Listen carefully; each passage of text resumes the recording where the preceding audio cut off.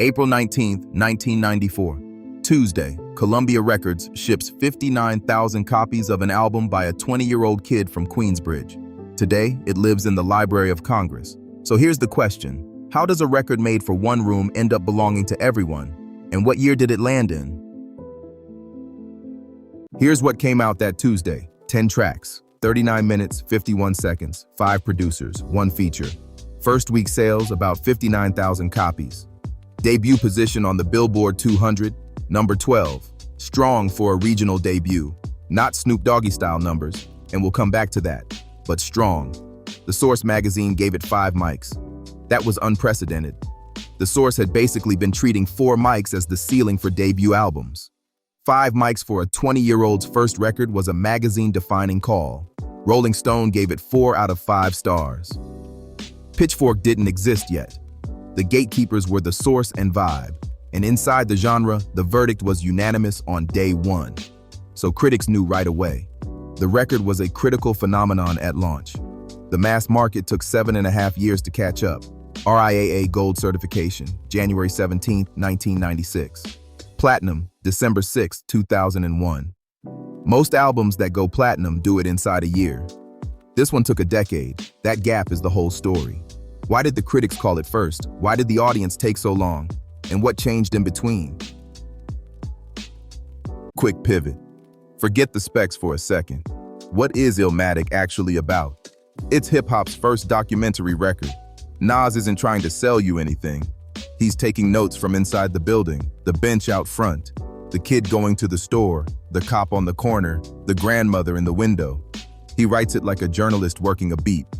Except the beat is the 18 blocks of Queensbridge he grew up on. Listen to how he uses pronouns. He's the only voice on the record, but he's pulling double duty.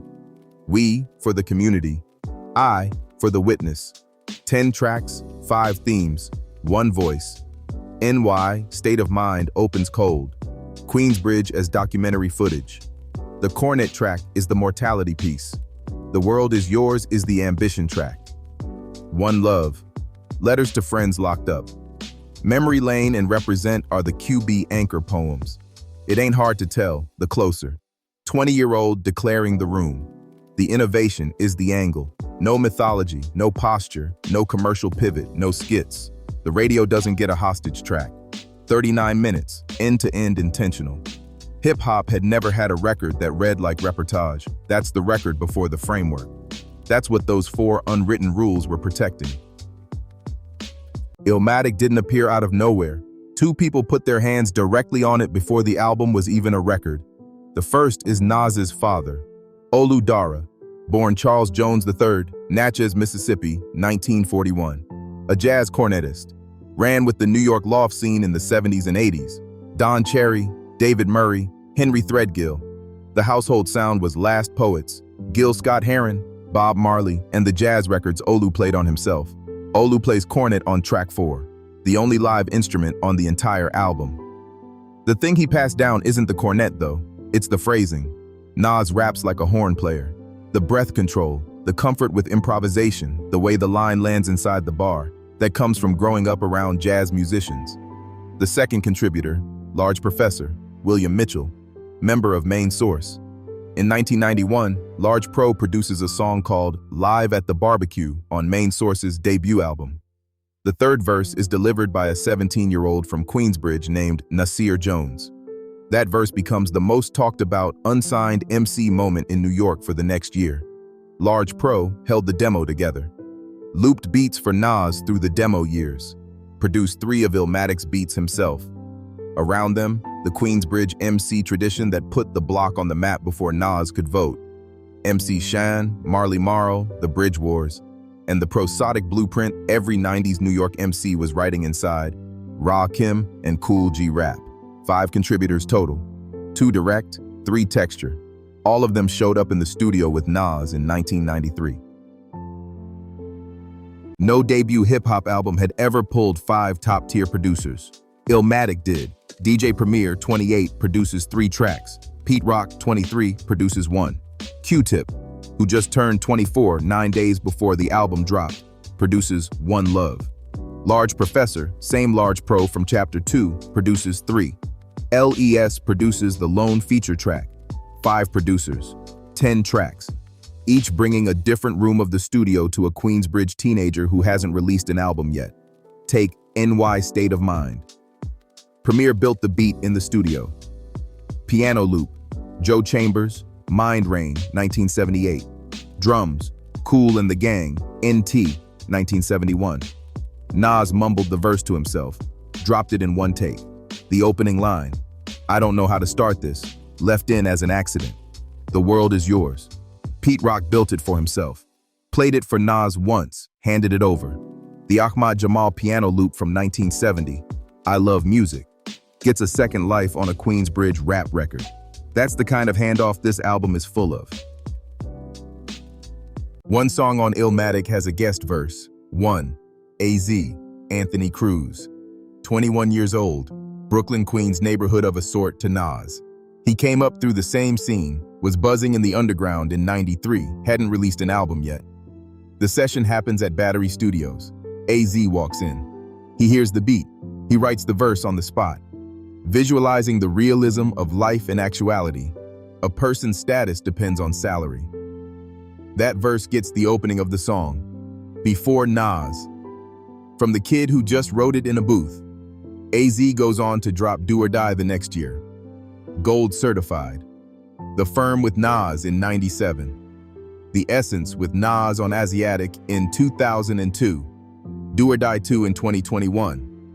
And 16 days before this episode goes live, May 8th, 2026, AZ drops Do or Die 3.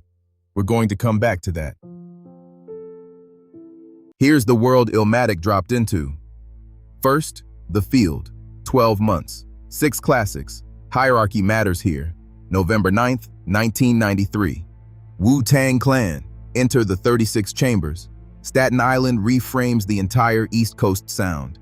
2 weeks later, November 23rd, Snoop Doggy Dogg drops Doggystyle. 4 million units off a debut. The West Coast doesn't tap the brakes. Then April 19th, 1994. Illmatic. 1 week later, April 26th. Outkast. Southern Play Alistica Dillac Music. Atlanta announces itself. Same week as Illmatic.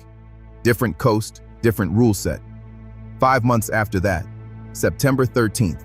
Notorious B.I.G. Ready to Die. Brooklyn's reply to Queensbridge. 2 months later, November 15th. Method Man. Tikal. The first Wu solo. The clan splits into a brand. So Illmatic doesn't drop into a vacuum. It drops into a stacked deck. Wu, Snoop, Outkast, Biggie, Method Man. And still becomes the one critics tell you to start with. Now the world outside the music. April 6th, 1994. 13 days before Illmatic. The Rwandan president's plane is shot down approaching Kigali. The next morning, the genocide begins. 100 days, roughly 800,000 killed. April 5th, Kurt Cobain dies. 11 days before a Queensbridge 20-year-old ships 10 tracks that change rap. May 10th, 21 days after Illmatic. Nelson Mandela is inaugurated as president of South Africa. April 22nd, Richard Nixon dies, 3 days after Illmatic. So the album lands inside a bracket. Cobain on one side, Nixon on the other. Sports. The Knicks make the NBA Finals 2 months after Illmatic. Game 5 gets interrupted by O.J. Simpson in a white Bronco. NBC split screens the chase and the finals. Knicks lose Game 7 in Houston. Nas grew up watching the Knicks.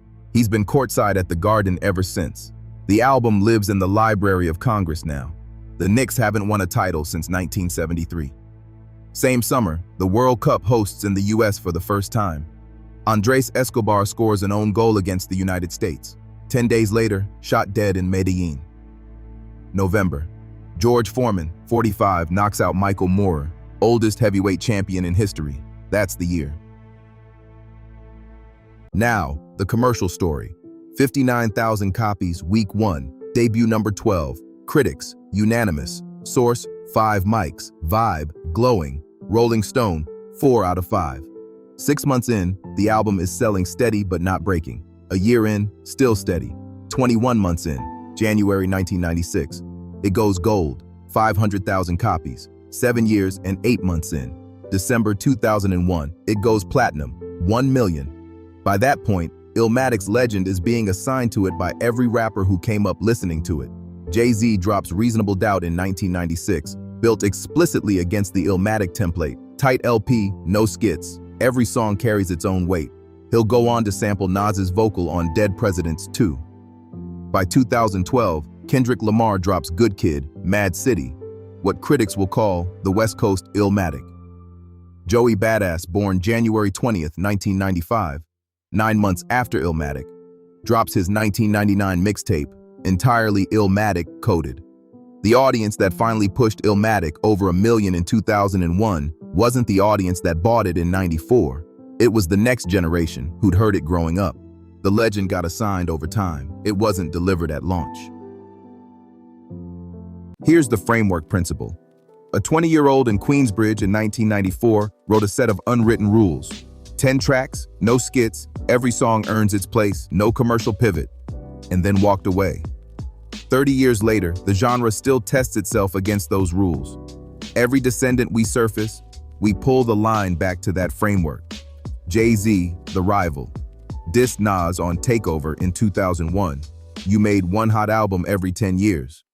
Then ended the beef on stage 4 years later. But Reasonable Doubt, 1996, was already built off the Illmatic template. Tight LP, introspective, sample-driven. He even put Nas's vocal on Dead Presidents 2. Even The Rival used the blueprint.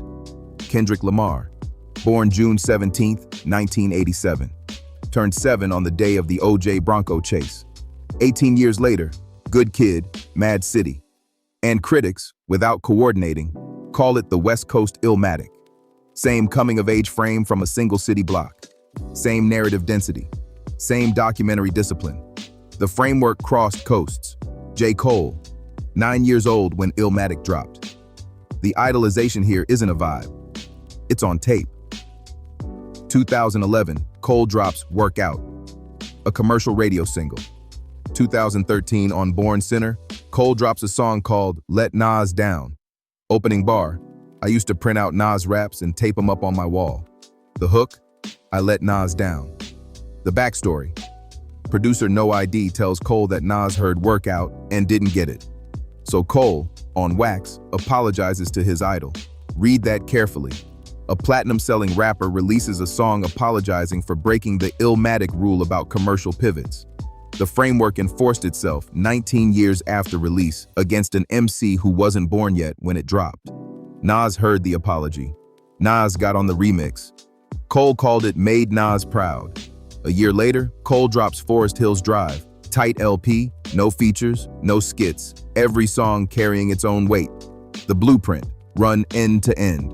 Joey Badass, born January 20th, 1995, 9 months after Illmatic. His 1999 mixtape in 2012 is entirely Illmatic coded. Same loops, same cadence, same Queens-adjacent grammar from a kid born after the record came out. The framework raised a generation that never bought it new. And Kanye West. 2005, Kanye pulls Nas onto late registration for We Major. 2006, Nas pulls Kanye onto Hip Hop Is Dead for Still Dreaming. Descendant brings the Source onto his album. Source brings the Descendant onto his next one. The lineage isn't a line, it's a loop. 4 MCs, 3 decades, 3 regions. Kendrick from Compton, Cole from Fayetteville, Joey from Brooklyn, Kanye from Chicago, all pointing back at the same Queensbridge debut.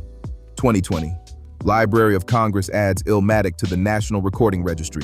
26 years after release, the institution finally catches up to what the descendants already knew. Here's the thing, the legend kept getting bigger. The record never had to move, because a 20-year-old in Queensbridge wasn't making an album. He was writing a framework, and the framework is still running. Here's the part most retrospectives skip. The MC Search/Faith Newman/Columbia chain that signed a Queensbridge teenager in 1992. That chain became the chain that built one of the deepest cross-industry catalogs of any rapper in his generation. Around 2013, Nas co-founds Queensbridge Venture Partners with Anthony Saleh and Jonathan Teo. The portfolio is real venture grade. Coinbase, Robinhood, Lyft, Dropbox, PillPack, acquired by Amazon. Plaid, Anchor, acquired by Spotify. Genius, Casper, Ring, acquired by Amazon. When Coinbase goes public in 2021, his earlier check on it pays off enormously. He also buys into Mass Appeal, originally a hip-hop print magazine, and turns it into Mass Appeal Records and Mass Appeal Media. The output's not small. Netflix's Rapture, 2018, 8-episode hip-hop documentary series, Mass Appeal production. The Hip Hop 50 documentary slate with Showtime and Paramount, You're Watching Video Music Box, Supreme Team, Cypress Hill, Insane in the Brain, all Mass Appeal. Hennessy vs. brand ambassador since 2012, the Wild Rabbit campaign. 12 straight years in that seat. Here's the part that gets missed. Nas never left the table with the people he came up with. The AZ chain runs the entire arc. 1994, the Olu Dara cornet track on Illmatic. 95, Mo Money, Mo Murder on AZ's Do or Die. 96, Affirmative Action on It Was Written. 97, The Firm LP Together. 98, How You Living on AZ's Pieces of a Man. 2001, The Flyest on Stillmatic. 2002, The Essence on Asiatic. 2020, Full Circle on King's Disease, The Firm Reunion. 30 years, 8 verified records. Same 2 voices. Producers stay 2. DJ Premier, same Primo who built NY State of Mind in '94, is still cutting for Nas across the King's Disease run. 2020 through 2023, Nas drops 6 albums with producer Hit Boy. King's Disease 1, 2, 3. Magic 1, 2, 3. The first King's Disease wins a Grammy in 2021, Nas's first. And Kanye West, Nas guests on We Major on Kanye's Late Registration in 2005. The next year, Kanye returns the favor on Nas's Hip Hop Is Dead on a track called Still Dreaming. And on May 8, 2026, 16 days before this episode goes live, AZ releases Do or Die 3. The third installment of the trilogy that started with the first AZ solo album in 1995. The label that puts it out is Mass Appeal Records, Nas's label. The 1994 Illmatic collab is the start of a chain that still hasn't broken. One arc. By the numbers.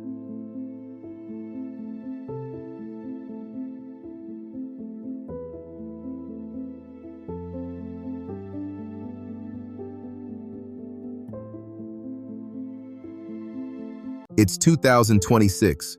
Illmatic is 32 years old, older than Nas was when he made it. The album sold 59,000 copies its first week. Today it lives in the Library of Congress. The question wasn't how the album changed, it was how the listener did.